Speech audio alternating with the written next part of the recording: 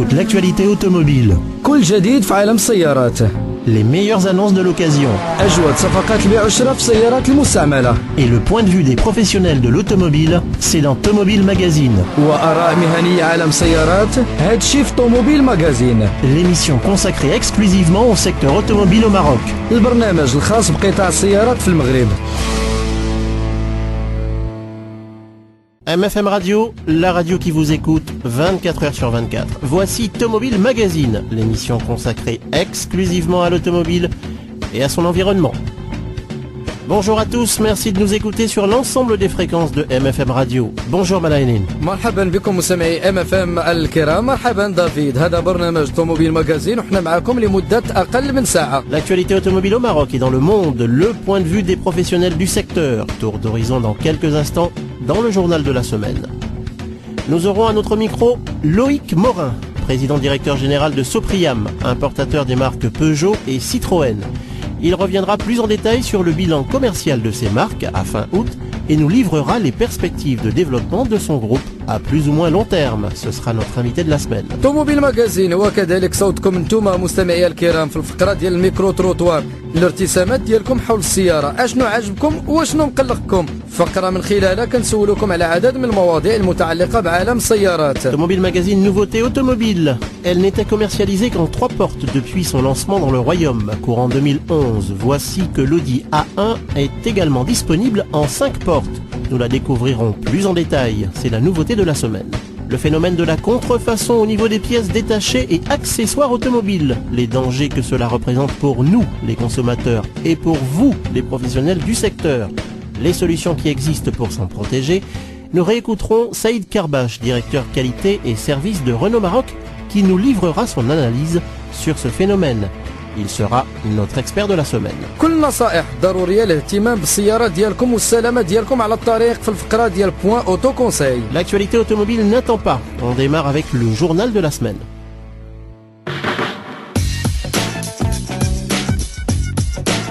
Et on commence avec le retour dans le royaume de la firme allemande de pneumatiques Continental. 10 سنوات من بعد إغلاق المصنع ديالو جنرال تاير العملاق الألماني ديال العجلات كيرجع للسوق المغربية كمستورد وموزع للمنتوجات ديالو. حسب لمياء فراق مديرة التواصل والمشتريات في المجموعة في الشرق وأفريقيا الشمالية، الاستراتيجية ديال كونتيننتال كتركز على العمل بالتعاون مع الموزعين المعتمدين وكذلك على تقوية أنشطتها التجارية وخدمات ما بعد البيع، والهدف هو الزيادة من حصتها الإنتاجية في السوق المغربية. Stéphane Galoustian aux commandes de Renault Maroc. تكلمنا معكم في هذا الموضوع الأسبوع اللي داز. جون فريدريك بيوتن رئيس المدير العام ديال رونو المغرب قرر باش ينضم لمجموعة PGA موتورز، أحد عمالقة توزيع السيارات في المغرب، وكيخلي المكان ديالو لستيفان غالوستيون اللي دخل المجموعة رونو عام 1981. دافيد. Tout à fait Malaïnine, il occupa différentes responsabilités chez Renault de 1990 à 1997. Après un passage par la Slovénie en tant que directeur général, il a occupé en 2000 le poste de directeur général des métiers du réseau. Depuis 2005, il assurait la direction de la filiale algérienne de Renault.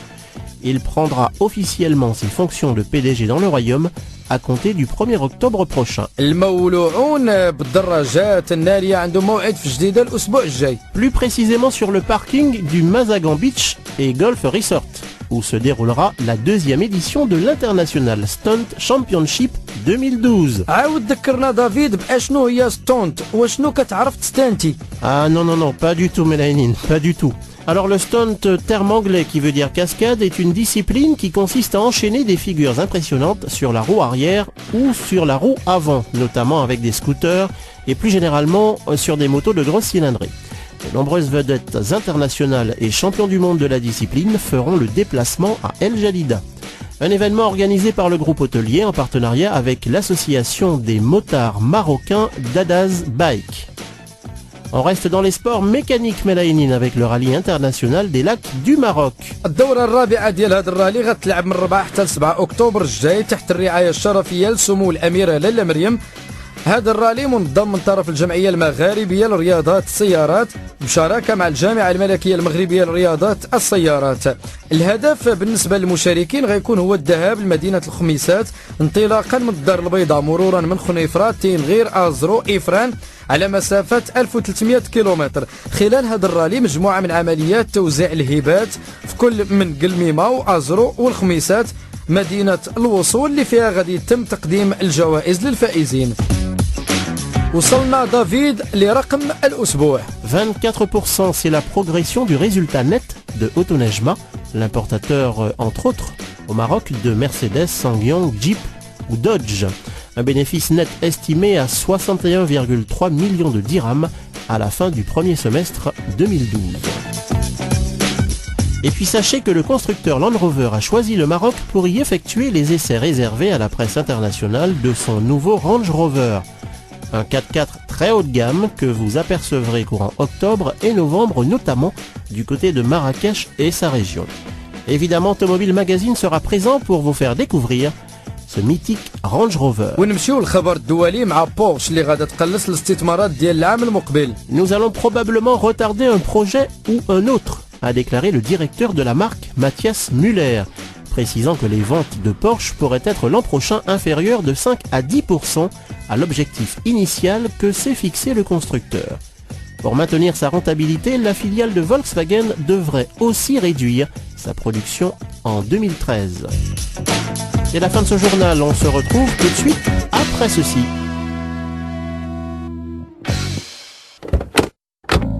Toute l'actualité automobile. كل جديد في عالم السيارات. Les meilleures annonces de l'occasion. أجود صفقات البيع والشراء في السيارات المستعملة. Et le point de vue des professionnels de l'automobile, c'est dans Automobile Magazine. وآراء مهنية عالم السيارات هادشي في طوموبيل ماغازين. L'émission consacrée exclusivement au secteur automobile au Maroc.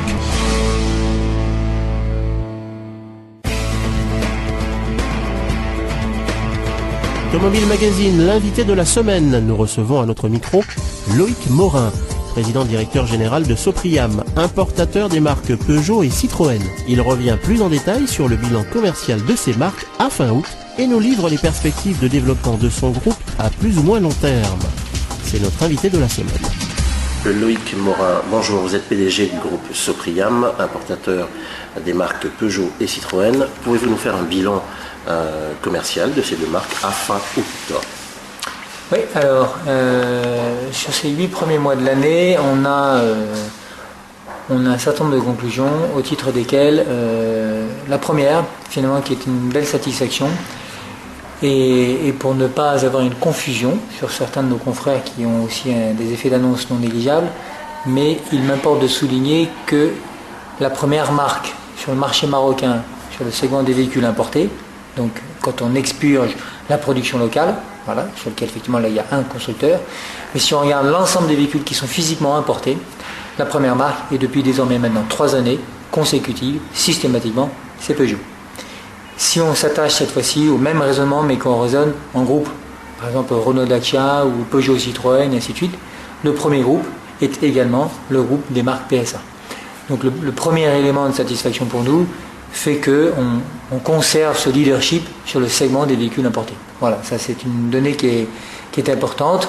D'abord parce qu'on a récupéré cette première place il y a 3 ans et qu'on la conserve, et je pense qu'on terminera l'année une fois de plus avec également ce leadership. S'agissant des marques à proprement dit, les deux cartes enregistrent des progressions en volume versus N-1. Ce qui est bien, elles sont légèrement en deçà de la croissance du marché. Ça c'est un petit peu moins bien. On a eu quelques coupes de produits qui nous ont fait un peu défaut, c'est une mauvaise approximation du stock. Donc c'est le point d'amélioration que nous devons travailler et analyser. Pour le travailler et l'analyser, je fais une projection sur cette fin d'année et sur le début de l'année 2013. Il va se passer quelques événements majeurs. Le premier, s'agissant de Peugeot, le lancement de la 208 que nous lançons au mois d'octobre. Donc l'enjeu de la 208, c'est un enjeu qui est absolument phénoménal. C'est une voiture qui théoriquement est censée remplacer la 207. On n'est pas encore certain de l'arrêt de la 207. Il est possible que l'on ait la 207 et la 208 pendant quelques temps. Et puis on verra aussi ce que l'on fait de la 206. Mais pour l'instant, je pense qu'on a encore une 206 pendant au moins 6 ou 7 mois. Voilà. Donc on va, et c'est là l'effet mécanique sur l'augmentation des ventes naturelles que l'on devra avoir Peugeot, puisque pendant les 6 ou 7 mois qui suivent, on va avoir 206, 207 et 208. Voilà. Donc 3 voitures vont statistiquement faire le volume supérieur à ce que font actuellement 2 véhicules. Le deuxième événement très très important pour la marque Peugeot et Citroën, c'est le lancement, j'espère au mois de novembre, de la 301 et de la C-Élysée, qui sont 2 véhicules similaires. Ce sont des véhicules en tricorps, donc avec un coffre, concurrent direct de la Symbol ou de la Hyundai Accent. Et là, on a une ambition qui est forte, marquée, ancrée, qui est calculée. On a un volume de fabrication qui est déjà positionné et les usines sont en train de tourner pour produire les véhicules spécifiques pour le Maroc. Et quand on va ajouter ces volumes additionnels sur les 2 cartes Peugeot et Citroën, j'avoue que je pense qu'on va avoir un coup de turbo sur notre effet de croissance absolument incroyable. Les 2 véhicules ne se gêneront pas forcément. Les véhicules, comme la plupart des produits communs chez Peugeot et Citroën, comme c'est le cas pour 107 C1, comme c'est le cas pour Berlingo Partner et d'autres produits, statistiquement, le premier niveau proposé seront identiques. Et puis après, il y a des divergences produits pour qu'on ne soit pas en montée graduelle et absolument identique. Voilà, donc ce sont des produits que l'on devrait vendre, j'espère, en dessous de 125 000 dirhams. Donc c'est agressif et surtout ce sont des véhicules qui sont extrêmement statutaires. On a déjà organisé des essais clients, on a fait des essais avec nos principaux clients, notamment par exemple les grands loueurs. Le premier réflexe a été, alors qu'on n'avait pas tellement prévu ce que c'était que le véhicule, le premier réflexe a été de comparer ça à une 508. C'est dire la place que l'on a à l'intérieur. Et bien sûr on n'est pas du tout sur la segmentation d'une 508, en tout cas en tarif. Donc voilà, on est extrêmement ambitieux sur ces volumes-là. Donc, par voie de conséquence, il nous reste 3 mois avant la fin de l'année. Sur ces 3 mois, il y en aura, j'espère, 2 qui seront avec la commercialisation de la 301 et de la C-Élysée. Forcément, ça met un gros coup de booster sur nos ventes. Qu'en est-il au niveau des showrooms? On parle d'une plateforme que vous devez inaugurer incessamment sous peu. Qu'en est-il exactement? Alors, on est surtout ambitieux, volontariste et développé sur la progression de notre réseau.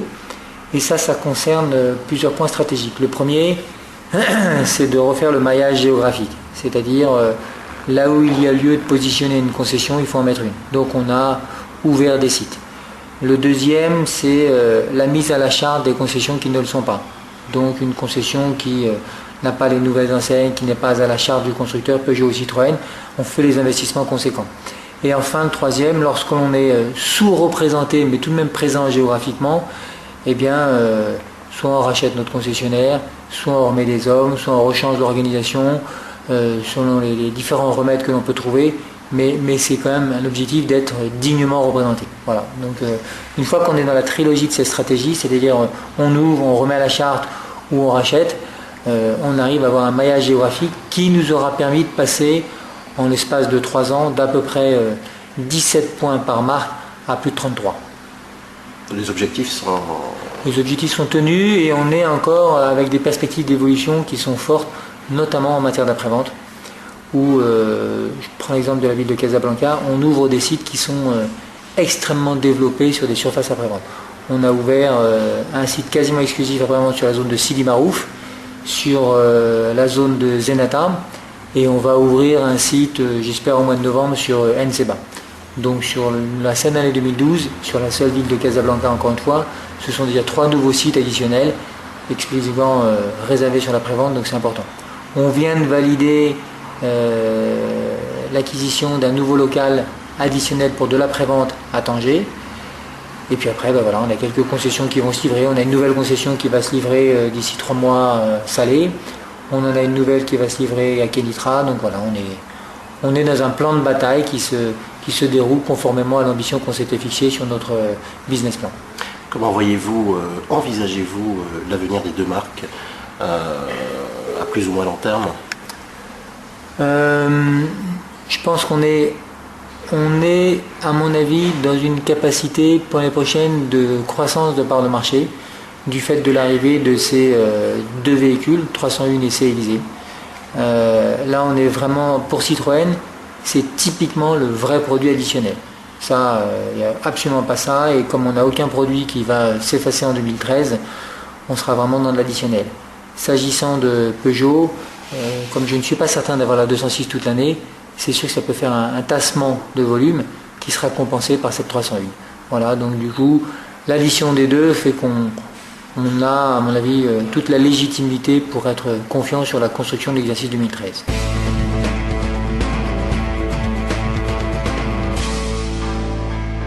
طوموبيل ماغازين وكذلك نتوما مستمعي الكرام في الفقره ديال ميكرو تروطوار في كل ما يتعلق بالسيارات. هذه الفقره ديالكم ملي كنوقفوا قدام الزحام ديال الطوموبيلات كيزعجنا الصوت ديال الكلاكسونات.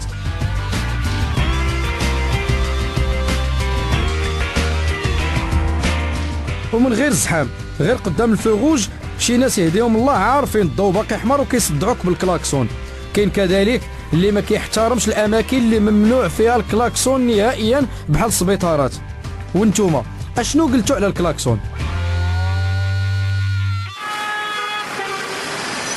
كنهضر على راسي عمري اخويا ما كندير لا ستا كلاكسون في المدينه لا والو، المساله مفروغ منها. يعني حشومه هذيك من قله الصواب هذه وحده. يعني علاش تكلاكسوني هكا شحال كل لقى داك السير اللي قدامي كل لقى كيفاش غايدير كون راه ينقز يطير، ولكن اللهم رخا الله بعدا بوحده. نعم كلمه وحده اللي تقول الله يهديه. هذه الحاجه الوحيده اللي يمكن تقول لي الله يهديه. ما اش تقول لي قلم داكشي تموت ضرب معاه ولا تموت خاصم معاه ولا اش دير اللهم خلي الله يهديه. الا ما هداش الله راه ما كاينش لا يهديه سبحانه وتعالى. كونسيرنون لو كلاكسون سي نورمال باسكو لا فيل دابا شوف كي دايره دابا كازا راه كي ولات لا مع لي نير وهذا راه اوتوماتيكمون واخا واحد ما يبغيش يكلاكسوني ولا هذا راه مع لي نير لا تيكلاكسوني سي ان جيست. فكنستعملو ملي كدعي ضروري الاستعمال ديالو، وما تعجبنيش الواحد يستعمل الكلاكسون بلا حتى شي حاجه زعما، حيت كاين الناس غير تيكلاكسوني وصافي على الاقل ما هي حاجه. فيكتيفمون ملي تنكلاكسوني جو بونس كو سا دوا ديرانجي شي واحد اخر، داكشي علاش كنقلل من الكلاكسون. تنكلاكسوني غير ملي تكون الحاجه تدعي لذلك، دونك شي واحد داير ما شافكش ولا شي واحد سوفون ساهي ولا شي حاجه، دونك خصك تكلاكسوني عليه باش ما يبقاش حادث الله يحفظ. قلت لك بطبيعه الحال الكلاكسون خصو ما يتعمل الا للحالات يعني الخاصه جدا، ماشي غير كلاكسوني وصافي. نعم هو معمول باش يتعمل للحالات القصوى. بالطبيعه الضجيج والتلوث بالطبيعه مخالف للقوانين. الكلاكسون على اقل من حاجه كنكلاكسوني وكتلقى 20 طوموبيل وراه هو واقف هو 21 و 22 كتلقى كيكلاكسوني. راه شوف تبارك الله فين قدام الحديد هو كيكلاكسوني. العقليه واش غدير؟ بالنسبه لي كاع انا كشيفور كاين انت كنكلاكسوني ما كتلقى شي واحد شاد شي تليفون ولا كيهضر مع شي واحد حدا ولا ديك الساعه باش كنضطر انا كتكلاكسوني واخا كتعطيه الضو ما كيدير. في غير المجال الحضاري يعني غير في كما كنقول حنا في الطريق ديال نعم كازا ليروبور كتلقى واحد عنده بلاكه ديال 90 شاد لك اليسار وما شادش اليمين، كضطر انك تدوبلو على اليمين كتعطيه الضو تكلاكسوني عليه كاع في لوطوروط ممنوع وكيخليك حتى انك تدوبلو على اليمين. هادشي اللي والله يدينا ولفنا منين شدينا البيرمي ما كاينها كلاكسوني واخا تكون انت الاول في الفروش ضروري ديك بيب عاد تزيد.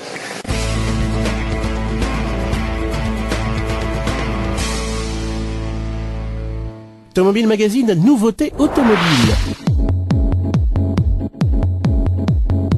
Elle n'était commercialisée qu'en 3 portes depuis son lancement dans le Royaume courant 2011.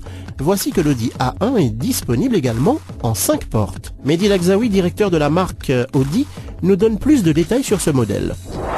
Là, un Sportback, donc ça c'est tout récent.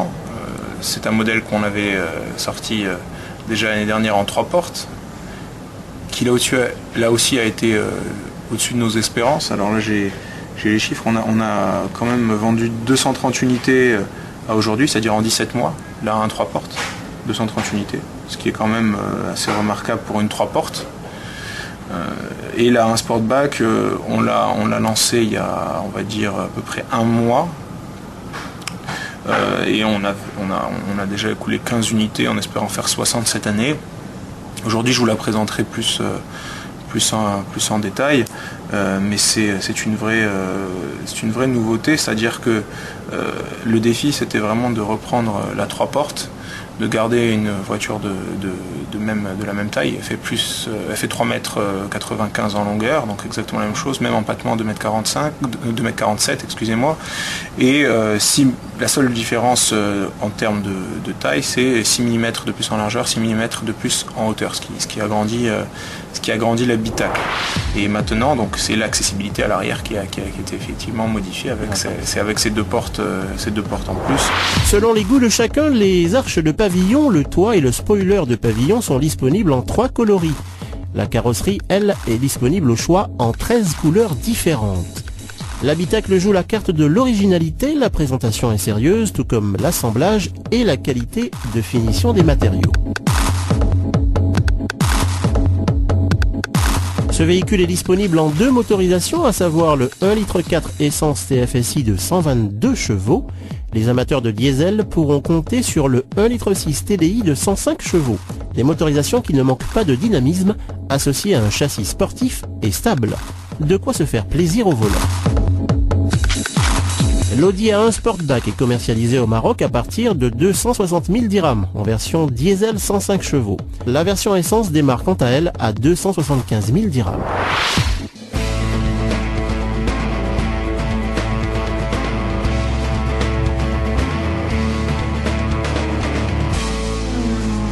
Automobile Magazine, suite de notre émission avec notre rubrique de l'expert.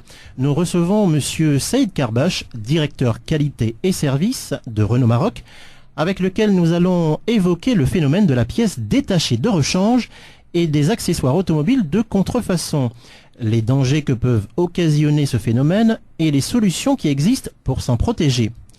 Monsieur Karbash, bonjour. Merci d'avoir répondu à notre invitation. Je vous remercie, c'est moi qui vous remercie pour cette invitation à traiter d'un sujet qui est au cœur des préoccupations de Renault au quotidien.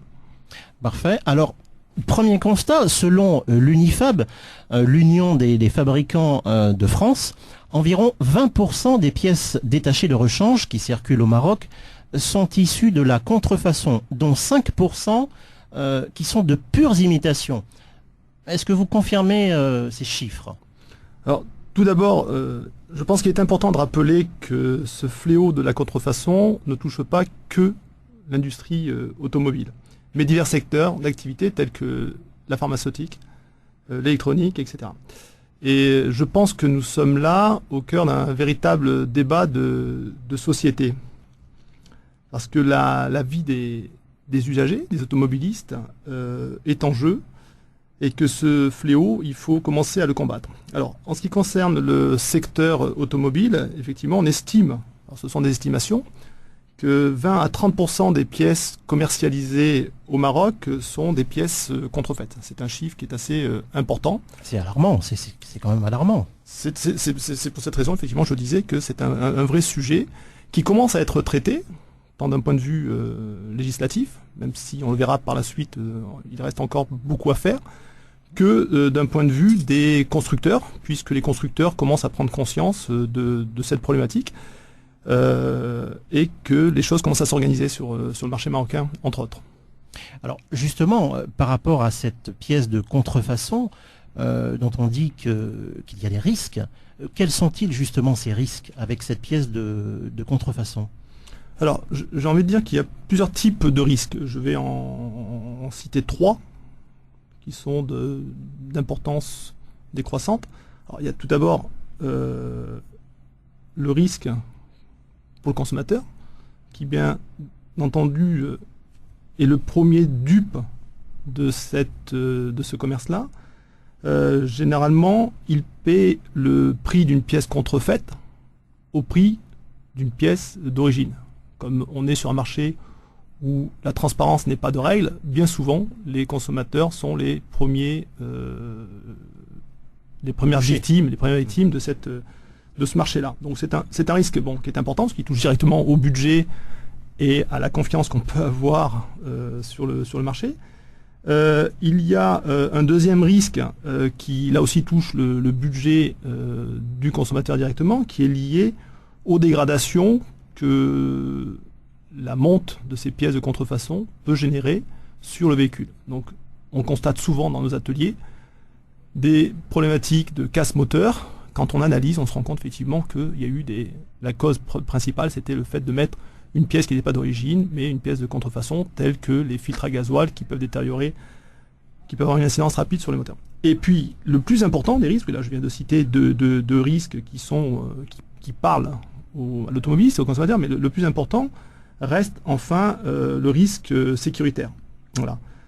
En utilisant des pièces de rechange contrefaites, on augmente fortement le risque d'accident et d'aggravation des blessures. Ce sont 2 points qui sont très importants. Le risque d'accident, je peux prendre 2 exemples pour illustrer ça. Oui. Si vous avez sur votre voiture des plaquettes de frein qui sont contrefaites, quelque chose qui peut parler aux automobilistes, ce sont les distances de freinage. À 130 km/h, vous freinez 30 mètres trop tard, plus loin. Donc 30 mètres plus loin, c'est l'accident inévitable. Un autre exemple qui ne parle peut-être pas suffisamment aux automobilistes, parce qu'on change et on pose facilement quelque chose qui paraît tout à fait anodin, un pare-brise. Un pare-brise contrefait, en cas de choc, éclate en milliers de petits morceaux de verre. Voilà. Donc, alors qu'un pare-brise d'origine, la problématique est traitée, c'est d'éviter effectivement l'éclatement et que ça se fissure et ça reste plutôt compact. Voilà. Donc quand vous avez une projection à l'intérieur du véhicule d'un pare-brise en milieu, donc même si l'accident en lui-même n'est pas grave, l'éclat des morceaux de verre peuvent générer des blessures graves. Puisqu'on parle justement des différentes pièces, est-ce qu'on peut savoir globalement quelles sont les pièces les plus contrefaites? Alors les pièces, ce que j'ai envie de dire pour comprendre pourquoi les gens s'intéressent, pourquoi le marché s'intéresse à la pièce de contrefaçon, c'est que il faut savoir qu'une voiture est composée de plus de 30 000 pièces. C'est beaucoup. C'est énorme. Donc c'est un chiffre d'affaires qui ouvre un vaste champ pour tous les gens qui veulent s'intéresser à ce commerce-là. Donc la réponse à votre question, c'est que compte tenu du fait qu'une voiture est composée de milliers de pièces, il y a beaucoup de pièces qui sont contrefaites. Donc on estime à plus de 60 millions le nombre de pièces contrefaites qui sont saisies par les autorités des pays qui font partie de l'Organisation mondiale des douanes. Donc ce chiffre-là est important. Et pour vous donner un ordre de grandeur, c'est près de 12% du chiffre d'affaires global du secteur automobile mondial. Voilà. Donc une fois que je vous ai cité ces chiffres-là, vous comprenez l'enjeu. On est en train de parler de milliards de chiffre d'affaires et forcément ça attise des convoitises. Alors, une fois que je vous ai dit ça, les pièces contrefaites qu'on retrouve sont quand même essentiellement des pièces d'usure. C'est-à-dire qu'on retrouve sur le marché des pièces qui vont pas rester très longtemps en stock et qui vont tourner. Donc, vous parliez des plaquettes de frein, par exemple. Tout à l'heure, effectivement, c'était pour illustrer un exemple concret sur l'impact sécuritaire. Donc les pièces effectivement les plus contrefaites, ce sont les pièces d'usure. On retrouve beaucoup de pièces de carrosserie, de freinage, de direction, de filtration. Je pourrais donner l'exemple de la filtration parce qu'un filtre à gasoil qui filtre pas ou qui filtre mal laisse passer des impuretés qui peuvent détériorer vos calculateurs, les injecteurs et in fine votre moteur. Et in fine, vous retrouvez avec une facture à payer, parce que quand vous changez un moteur, on n'est pas sur 1000 ou 2000 grammes, on est plutôt sur 10 fois, 15 fois cette somme-là. Voilà. Donc des filtrations, donc ce sont toutes les pièces de contrefaçon, toutes les pièces qui tournent et qui font que le consommateur, qui font l'entretien d'une voiture au quotidien. Ce sont des pièces qui ne sont pas chères à l'achat, donc on est bien d'accord. Est-ce qu'il y a moyen pour le consommateur d'en être alerté, d'en être informé? Oui, alors pas cher à l'achat, je dirais ce sont surtout les pièces courantes. À un moment donné, quand vous avez besoin d'une vidange, vous êtes obligé d'y passer. Alors vous la faites soit dans un réseau de marques, avec des garanties de la réparation et puis une méthode de réparation qui rassure, une facture à l'appui, soit vous la faites à l'extérieur. Et la majorité des automobilistes marocains entretiennent leurs véhicules dans des petits garages de quartier essentiellement. C'est-à-dire que le concessionnaire, peut-être les tarifs pratiqués par le concessionnaire ne sont-ils pas peut-être un petit peu chers? Alors il y a plusieurs choses qui peuvent expliquer le fait que les clients se dirigent vers des garages, appelons ça des garages de quartier, des garages de proximité, d'accord,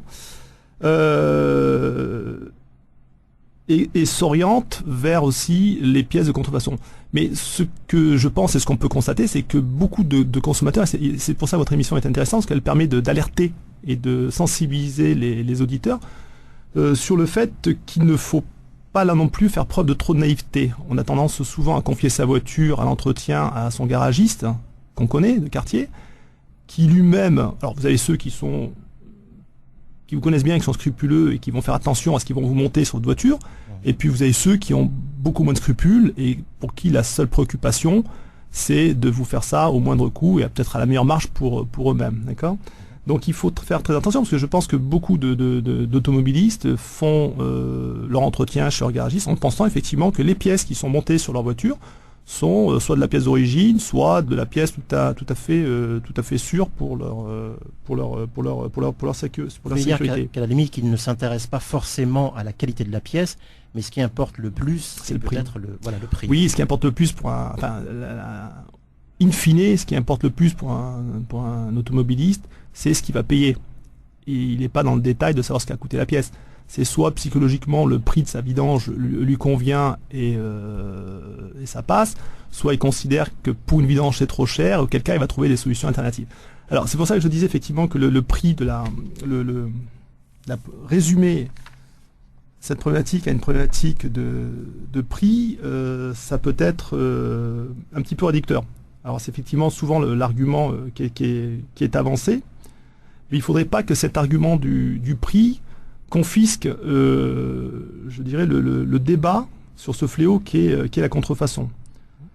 Une chose qui est certaine, c'est que de toute façon, les pièces de contrefaçon seront toujours moins chères que la pièce d'origine.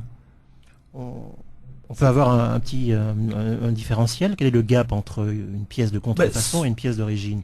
Ça peut aller de 10 à 70, 80% dans certains cas. Dans certaines figures. Donc effectivement, on est là dans une espèce de commerce complètement, de combat complètement déloyal entre des réseaux de marques, dont Renault et Dacia, qui respectent des méthodes de réparation, qui s'obligent à mettre sur leur véhicule des pièces d'origine conformes aux préconisations du constructeur, et puis un marché qui est pas du tout réglementé, sur lequel on trouve, j'ai envie de dire, tout et n'importe quoi. Je reviens toujours sur cette préoccupation sécuritaire. Je pourrais être un exemple, je peux reprendre un autre exemple, parce qu'on était sur des pièces d'usure, on peut reprendre aussi des pièces de carrosserie, comme ça on aura balayé l'entretien et la carrosserie dans les exemples. Monter un capot contrefait, être très dangereux en cas de choc. Toutes les pièces et tous les véhicules sont étudiés par les ingénieurs pour, en cas de choc, pour absorber l'énergie et faire en sorte que les pièces, en se déformant, absorbent cette énergie-là.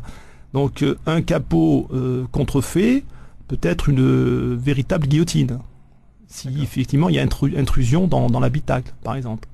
Donc effectivement, il faut pas croire que seules les pièces liées à l'entretien d'un véhicule, les pièces mécaniques, plaquettes de frein, des embrayages, de l'huile, parce qu'effectivement aussi on ne pense pas à l'huile, mais une huile contrefaite n'a pas les mêmes qualités pour votre moteur. Il peut avoir des conséquences très très graves, qui peuvent aller jusqu'à la casse. Mais il faut aussi penser, et ça je le dis pour les auditeurs, il faut aussi penser aux éléments de carrosserie. Il ne faut pas croire que parce que c'est de la carrosserie, ce n'est pas dangereux. Bien au contraire. Tout ce qui est monté sur une voiture a une incidence sur votre sécurité. Je pense que ça, c'est un message qui est important de faire passer. Et chez Renault, on essaie de s'attacher le plus possible à sensibiliser les gens, à faire leur entretien dans notre réseau ou dans les réseaux de marque de manière générale. Comment vous faites exactement justement pour les sensibiliser? Alors,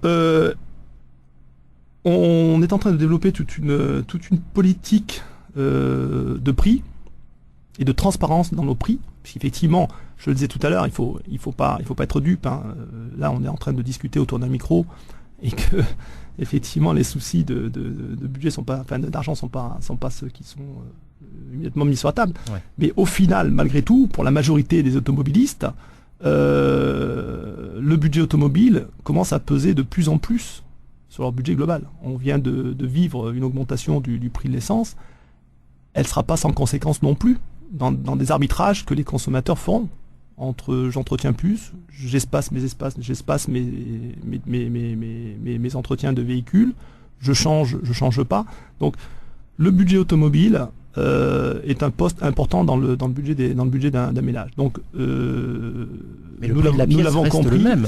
Oui, alors nous l'avons compris et nous essayons en tout cas d'accueillir nos clients dans nos ateliers en étant le plus transparent possible sur nos prix, d'où ce développement d'une politique de forfait, parce que je pense que dans l'esprit des clients, la notion de forfait parle bien, donc ils savent exactement ce qu'ils achètent. Hein, quand on vient et que je paye un forfait pour une vidange, ou pour des plaquettes de frein, ou pour des amortisseurs, même si je ne suis pas technicien d'automobile, je comprends ce que j'achète et je sais ce que j'achète. Voilà. Donc on travaille à travers cette politique de forfaitisation, qui permet aux clients en tout cas de savoir ce qu'il achète et de valoriser ce travail. Donc c'est tout un travail de formation aussi qui est fait auprès de nos concessionnaires, nos conseillers services qui accueillent tous les jours nos clients dans les ateliers. Et puis en parallèle de la marque Renault, comme nous avons conscience effectivement que le marché est en train de se durcir sur ce périmètre-là, pour les véhicules de plus de 3 ans au Maroc, nous sommes en train d'introduire et d'élargir une gamme qui répond à ces attentes-là, qui est une nouvelle gamme Motrio de pièces de rechange, pour inciter les gens à rester dans un réseau de marques. Mais en termes de qualité, est-ce que cette gamme s'apparente, je dirais, à la pièce d'origine oui. de votre marque? Oui, parce que, pour deux raisons. Parce que d'une part, c'est Renault, donc c'est l'entreprise qui est engagée. Et puis les conditions de garantie sont les mêmes que celles qu'on retrouve sur la pièce Renault d'origine. Voilà. Donc on économise sur le marketing, il n'y a pas de communication là-dessus, on économise sur le packaging, on économise sur des choses qui ne touchent pas à la sécurité des clients pour pouvoir le mettre sur le prix. Parce que le sens de l'histoire, c'est ça, c'est qu'effectivement le pouvoir d'achat ne se développe pas à l'infini, que c'est plutôt aux acteurs d'un commerce donné, en l'occurrence l'automobile, de s'adapter au marché et aux clients. Voilà. Donc c'est ce qu'on essaie de faire chez Renault. Donc cette marque Motrio, c'est une marque qui est introduite sur le marché depuis 2 ans, on est en train de la développer. Et on commence à voir revenir de plus en plus des clients qu'on avait perdu de vue, mais qui viennent donc dans nos ateliers. Précisément, est-ce qu'on peut avoir un différentiel de prix entre une pièce, on va dire Renault, d'origine Renault, et une pièce de ce fameux forfait, enfin. Oui, la marque Motrio. Oui, on essaie de se positionner, 20 à 30% moins cher que la pièce d'origine sur la marque Motrio. Et comment ces pièces sont testées? Alors, j'ai envie de vous répondre à cette question par le fait que la sécurité est vraiment au cœur des préoccupations de Renault. Tous nos véhicules, avant de vous répondre à la pièce de rechange, je pense que pour comprendre, il est important de comprendre ce que nous faisons déjà en termes de sécurité sur les véhicules neufs. Donc tous nos véhicules sont conçus pour répondre à des tests drastiques, dont les tests Euro NCAP. Et nous avons mis véritablement au cœur de notre préoccupation la sécurité des conducteurs Renault et Dacia. Donc, voilà. Donc tous les véhicules sont testés dans des crash tests Euro NCAP. Et nous avons 11 véhicules à plus de 5 étoiles, donc ce qui est déjà un niveau de performance remarquable. Pour la pièce de rechange, on est dans la même démarche.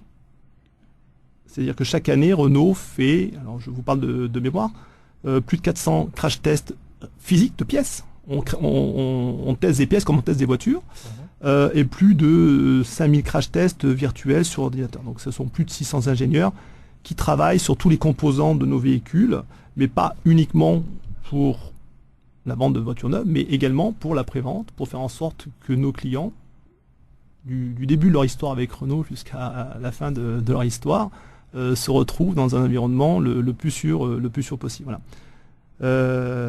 Donc chaque année, Renault investit beaucoup d'argent, je ne vous donnerai pas les montants, ce chiffre en millions d'euros, pour garder sa place de leader en matière de sécurité, à la fois une sécurité active et passive, et de sévériser encore plus ces critères de sécurité sur les pièces de rechange qui sont mises sur les différents marchés où Renault intervient. Très bien. Dernière question, au niveau de vos clients, est-ce que vous, quand ils viennent à l'atelier pour effectuer des réparations, est-ce que vous cherchez également à les sensibiliser, à bien leur faire comprendre de la dangerosité des pièces détachées contrefaites? Oui. C'est tout le travail de formation que nous faisons auprès de nos conseillers services. Alors d'une part, pour bien accueillir nos clients, pour les mettre dans les meilleures dispositions possibles, pour qu'ils soient à l'écoute des conseils qu'on peut leur donner. Donc oui, nos conseillers services sont formés pour expliquer la nature des interventions qui sont faites et être capable de répondre à un client qui pose une question sur mettez-moi des plaquettes moins chères ou mettez-moi des amortisseurs moins chers.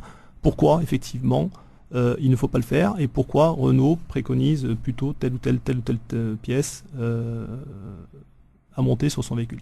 Voilà, donc effectivement c'est vraiment une préoccupation au quotidien dans tous les ateliers Renault. Et croyez-moi, les clients posent beaucoup de questions quand ils viennent dans les ateliers. Ils posent des questions parce qu'ils ont besoin de comprendre leur facture, ce qu'on leur a acheté. Et vous êtes obligé, quand vous expliquez une facture et que vous êtes un peu plus cher que ce que vous pouvez trouver chez un petit garagiste, d'expliquer pourquoi vous êtes un peu plus cher. Voilà, donc c'est à la fois du service, de l'explication de texte qui passe par la nature des prestations qui sont faites sur les véhicules, les différents contrôles, etc. Donc, vu les baromètres de satisfaction, puisqu'on mesure tous les mois la satisfaction de nos clients, sur ces items-là, en tout cas, l'explication de la facture et puis l'explication des travaux, on a constaté une évolution qui est plutôt rassurante. Donc, c'est-à-dire que dans nos ateliers, nos conseillers services, nos chefs d'atelier, nos chefs d'entreprise sont tous mobilisés autour de cette préoccupation de services rendus aux clients et in fine, forcément, de sensibilisation sur leur sécurité. Au-delà du travail de sensibilisation que vous faites au sein de votre groupe, est-ce qu'il ne faudrait pas que ça soit une prise de conscience, j'ai envie de dire, générale, d'ensemble, aussi bien des professionnels du secteur que des pouvoirs publics? Vous mettez le doigt sur, je pense, un sujet de fond, c'est-à-dire, je le disais en introduction, nous sommes vraiment confrontés avec ce fléau de la contrefaçon dans l'automobile, entre autres, à un phénomène de société. Il faut pas oublier que la contrefaçon, je ne sais pas si on en a conscience, mais en tout cas je tiens à le dire parce que pour moi c'est quelque chose d'important, la contrefaçon tue chaque année des milliers de Marocains sur les routes. Et bien souvent on ne fait pas le parallèle entre l'accident, la cause, et qu'est-ce qu'on aurait pu faire pour l'éviter, malheureusement. Et on oublie bien souvent tout ça. Donc là, vous avez touché du doigt un vrai problème de fond, parce que nous pensons, c'est pas je pense, et nous pensons qu'il est vraiment temps de s'y mettre. Et pour ça, Renault est vraiment au sein de l'EVAM, une locomotive. L'association des importateurs de véhicules au Maroc. Ça fait une locomotive et un véritable acteur sur ce chantier. D'accord. Mais il est certain qu'on n'y arrivera pas seul. Les pouvoirs publics ont un rôle à jouer sur ce périmètre-là. Alors il y a tout un dispositif législatif qui existe aujourd'hui, qu'il faut certainement renforcer, qu'il faut rendre certainement beaucoup plus réactif pour pouvoir lutter contre les fraudeurs, appelons-les comme ça. Donc il y a tout un dispositif, à mon avis, législatif qu'il faut arriver à durcir. Il faut que les constructeurs continuent à travailler aussi leurs prestations, leur positionnement prix. On en a parlé en toute transparence tout à l'heure dans vos questions. Voilà. Donc, si vous voulez, et il faut également que les consommateurs, entre guillemets, s'éduquent et qu'il est clair que on paye pas le même prix, la même prestation. Et que les consommateurs doivent avoir présent à l'esprit que de la même façon qu'on est prêt à payer pour se soigner, quand on va chez un médecin ou chez un spécialiste, on paye beaucoup plus cher. Sa voiture, c'est sa vie. Quand on monte dans sa voiture, on confie sa vie, ou la vie de ses passagers, de ses proches, de ses enfants, aux gens qui vont l'entretenir, in fine. C'est bien ça. Absolument. Voilà. Donc dans la balance, il faut mettre ça aussi, mais tout seul, on n'y arrivera pas. Mais ce qui me rassure, c'est que c'est un sujet qui vient de plus en plus sur la table. Il y a des associations qui se montent, il y a des actions concrètes qui sont lancées pour sensibiliser le marché. Mais c'est un travail qui doit être fait en commun avec les pouvoirs publics, les associations de consommateurs, les constructeurs. Un travail dont on espère que toutes ces parties prendront conscience. Dernier mot. Le dernier mot, je pense qu'il faut encourager et multiplier les nombreuses initiatives telles que votre émission. Donc je vous encourage à en reproduire avec d'autres intervenants. Nous vous en remercions. Telles que celle qui a été montée par l'EVAM en partenariat avec le Comité national de prévention des accidents de la route, avec une campagne que moi j'ai trouvée très forte pour sensibiliser aux dangers à la fois de la route et aussi de la contrefaçon. Voilà. Donc en dernier mot, je pense que nous sommes tous responsables. Je remercie Automobile Magazine sur la radio MFN. C'est nous qui vous remercions, Monsieur Saïd Kerbache.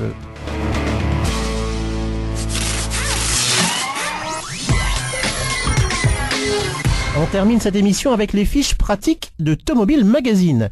Voici notre rubrique Point Auto Conseil. كنتكلموا اليوم على المستويات ديال المحرك ديالكم. مرات عديدة كنساوهم، ولكن من الضروري المراقبة ديالهم باستمرار باش نتفاداو أي مشكل، خصوصا قبل من السفر لمدة طويلة. هذا الشيء سريع وسهل في المراقبة. Pour l'huile, la voiture doit être à l'arrêt sur un sol plat et le moteur froid. Vérifiez le niveau environ tous les 2500 km. Tirez la jauge, essuyez-la avec un chiffon. Replongez la jauge dans le réservoir. Retirez-la de nouveau et observez où se situe le niveau d'huile. Il doit se trouver entre le mini et le maxi. Au-dessous du mini, remettez de l'huile dans votre moteur. بالنسبة للماء ديال التبريد، ملي نبغيو نزيدوه خاص الموتور يكون بارد، وكنزيدوه في القرعة ديال البلاستيك الخاصة بالماء ديال التبريد واللي مكتوب فيها ميني وماكسي. إلا كان الماء تحت الشريطة اللي مكتوب عليها ميني، هاد الموتور كيبدا يسخن وخاصكم ولا بد تزيدوا الماء. هنا كنصحكم مستمعي الكرام باش تستعملوا ماء التبريد الخاص بهاد العملية واللي كينصحكم به المصنع ديال السيارة ديالكم. Pensez aussi au niveau du liquide de frein qui doit être contrôlé au moins une fois par trimestre. Un niveau trop bas peut indiquer une fuite. On termine avec celui du lave-glace, indispensable surtout lors des longs trajets pour une visibilité parfaite du pare-brise et de la lunette arrière. C'est tout pour les conseils. À la semaine prochaine.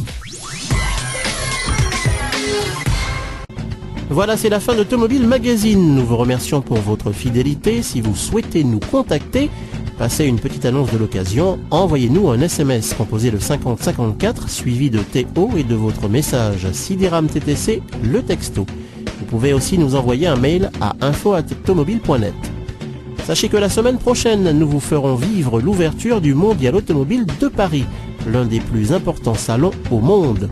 Automobile Magazine sera présent avec au programme des interviews et de très nombreuses nouveautés automobiles à découvrir. Soyez au rendez-vous sur MFM ce samedi prochain à partir de 12h. Remerciements à Melaine Inani et à Mohamed Hamam qui assurent la réalisation de cette émission. À la semaine prochaine. في الختام لكم تحيات ماء العينين عيناني ودافيد جيريمي. شكرا لمحمد حمام اللي كيسهر على إخراج البرنامج. عطلة نهاية أسبوع سعيدة. موعدنا الأسبوع المقبل على نفس الإذاعة MFM.